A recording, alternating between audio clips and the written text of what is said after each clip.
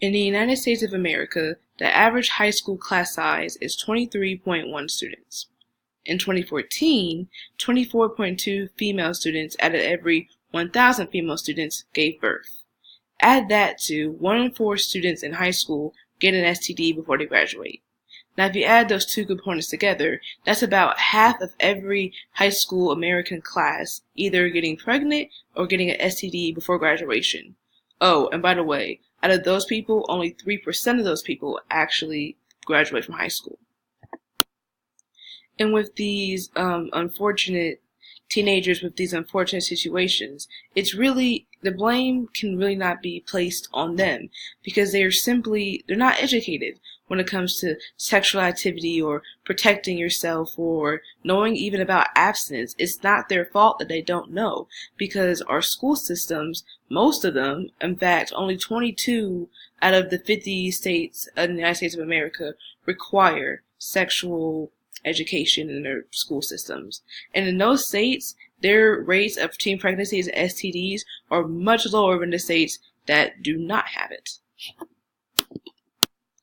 Now, I believe that this is a very, very, very, very fixable problem and that it really is up to us as Americans to really push for sexual education to be taught in our school system simply because it's destroying our youth. It's destroying our youth slowly. I mean, half of a class now, what is it going to be 10 years from now? Entire high school classes just being impacted by pregnancies and STDs and diseases?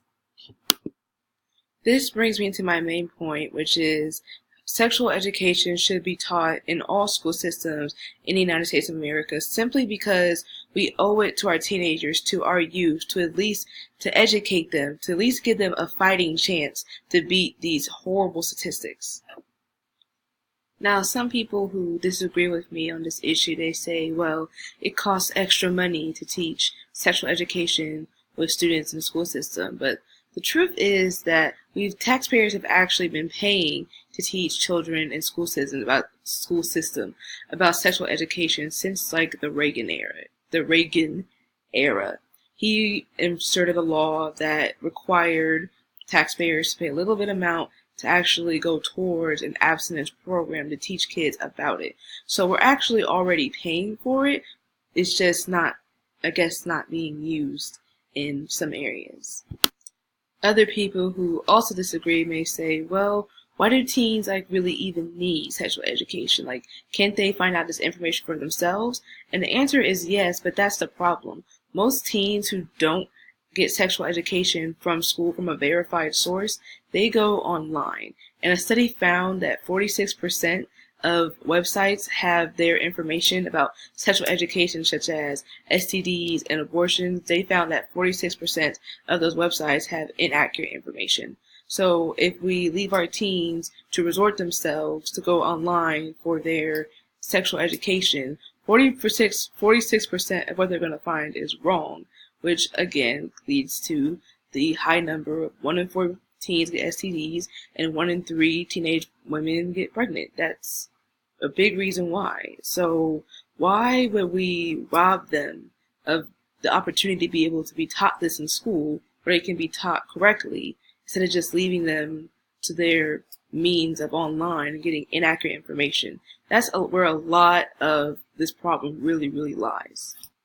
Another reason why some people say that sexual education shouldn't be taught in schools is that anti-gay, anti-LGBT rhetoric and gender discrimination can enter its way into sexual education, especially in this new age. And my response to that is, well, it's not okay for that to really happen, but if it does, hurt feelings and offenses can heal, but an STD can sometimes last forever, and I'm for sure having a child, that child will live for a very, very long time. So you kind of have to balance out what's best for the greater good of everyone in basically a high school, basically every teenager in America. You have to balance out and really think about what is really best for everyone. And what's best for everyone is that everyone is properly educated about sexual everything, really. Just sexual everything, abortion, STD, pregnancy, protection, everything. But anyway, a kind of solution to this problem has been, after I've researched it, a show on MTV called 16 and Pregnant. And it documents 16-year-olds as they go through their pregnancy, their struggles, how they regret their decisions of how they even got pregnant in the first place, and the aftermath of having to deal with it. And studies have shown that since the show has been on air, teen pregnancies have been down a lot. They have been really, really down. So my call to action would be maybe to make another TV show similar to that, but kind of like a fictional show that shows like a teenager, like the same person, but going through two different life paths. Like the teenager on one side that did have sexual education and the other teenager that didn't, and just to see how naturally how their lives are different. Just to bring awareness to why sexual education should be taught in schools. So that's all I have for this assignment. Thank you for watching.